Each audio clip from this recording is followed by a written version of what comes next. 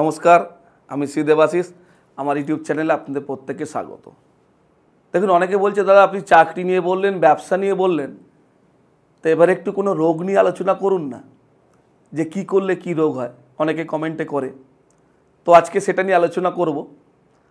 দেখুন সত্যি কথা, আমরা মানুষ তো প্রত্যেকেই চাই আমাদের শরীর সুস্থ রাখতে, অনেকে ব্যায়াম করছে, অনেকে হাঁটাহাঁটি করছে, কিন্তু দেখুন আপনার জীবনের জন্মছকে আপনি যতই হাঁটাহাঁটি করুন, যাই করুন, আমি ডাক্তারের বিরুদ্ধে কোনো কথাবার্তা বলছি না, আমাকে ক্ষমা করবেন যদি কারোর মনে হয়, কিন্তু বিশ্বাস করুন আমি ওনার বিরুদ্ধে গিয়ে কোনো কথাবার্তা বলছি না। বাট রিয়েল ফ্যাক্ট, আপনার জন্ম থাকে ধরুন শনিচন্দ্রের বীজযোগ রয়েছে, মানে শনি আর চন্দ্র বসে রয়েছে একসঙ্গে।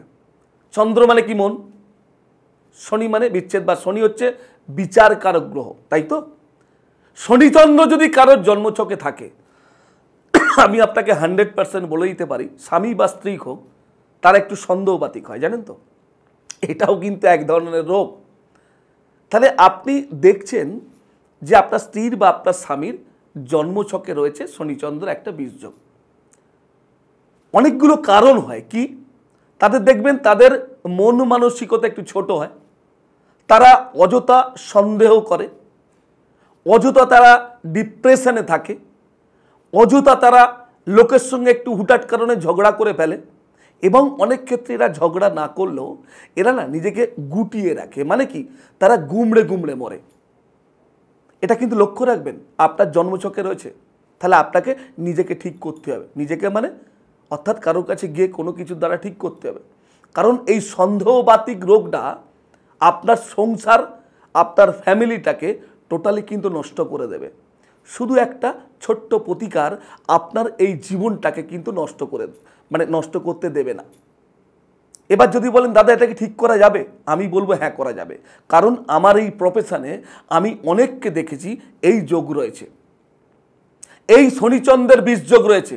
দাদা তাহলে আপনি তো বলেন যে যার জন্মছকে থাকে তাদের কিন্তু সেটা ঘটবে, ইয়েস রাইট, বাট আমি এটা কি বলি, ধরুন বৃষ্টি হচ্ছে, আপনি বৃষ্টি হচ্ছে, রাস্তায় বেরিয়েছেন, বৃষ্টি হচ্ছে, কিন্তু কেউ বৃষ্টিটাকে কি রোধ করতে পারে না। কিন্তু আপনি কি করবেন, মানুষ হচ্ছে বুদ্ধিমান, মানুষ কি করলো, তার তৈরি করা জিনিস কি ছাতা বা রেনকোট, সে তার গায়ে দিয়ে বেরিয়ে চলে গেল, অর্থাৎ সে কিন্তু তার গন্তব্যস্থলে কিন্তু চলে গেল। কথাটা কেন বললাম, আপনার জন্মছকে যদি শনিচন্দ্রের বীজযোগ থাকে, সেই বীজযোগটাকে প্রতিকার করে এই যে আপনি ডিপ্রেশনে চলে যাবা, এই যে আপনি সন্দেহবাতিক রোগ, এই যে আপনি একাকী থাকা, এই যে আপনি ডিপ্রেশন থেকে নানা রকম খারাপ কর্মের দিকে চলে যাবা, এগুলোকে কিন্তু রোধ করা যায়। এগুলো থেকে আপনি অবশ্যই কিন্তু আপনার জীবনের চলার পথটাকে মসৃণ করতে পারবেন, আপনি ভালো থাকবেন, সুখে থাকবেন। আমি শ্রী দেবাশিস আপনাকে কথা দিলাম, ইয়েস এটা ঠিক করা যায়। আপনি জন্মছকটা প্রত্যেকে যারা যারা আমার প্রোগ্রাম দেখছেন, জন্মছকটা একটু মিলিয়ে দেখুন তো, যাদের ঘরে চার্ট তৈরি করা আছে, একটু দেখুন তো আপনার জীবনে এরকম হচ্ছে কিনা, দেখুন তো আপনার জন্মছকে শনিচন্দ্রের বীজযোগ আছে কিনা। এটা তো নিশ্চয়ই জানেন, দেবাশিস দা ভুলভাল বকে না, আমি সেই পরিপ্রেক্ষিতে বলছি। যদি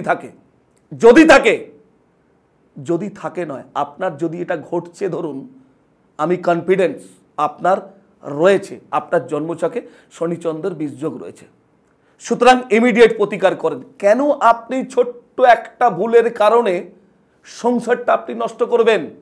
কেন আপনার জীবনটাকে নষ্ট করবেন? আমি শুধু একটাই কথা বলবো, এই ছোট্ট প্রতিকার, শনিচন্দ্রের বীজযোগ যেটা কোনো ম্যাটার নয়, আপনার জীবনটাকে সুন্দর করে তুলবে, একটু প্রতিকার করিয়ে দিন। ভাবছেন আর কিছু বলবো না, থাক, আজকের মতো আমাকে বিদায় দিন। তবে যাবার আগে আবার বলি, প্রতিনিয়ত যেটা বলে থাকি, লাইক শেয়ার করতে ভুলবেন না, কমেন্ট করতে ভুলবেন না, অবশ্যই কিন্তু সাবস্ক্রাইব করুন, তার সঙ্গে বেল আইকনটা প্রেস করতে ভুলবেন না, কারণ আমার নতুন নতুন ভিডিও আপনাদের কাছে প্রথমে পৌঁছে যাবে। আজকের মতো বিদায় দিন, প্রত্যেকে ভালো থাকুন, সুখে থাকুন, শান্তিতে থাকুন, তার আমার কাছে এই প্রার্থনা করি। নমস্কার।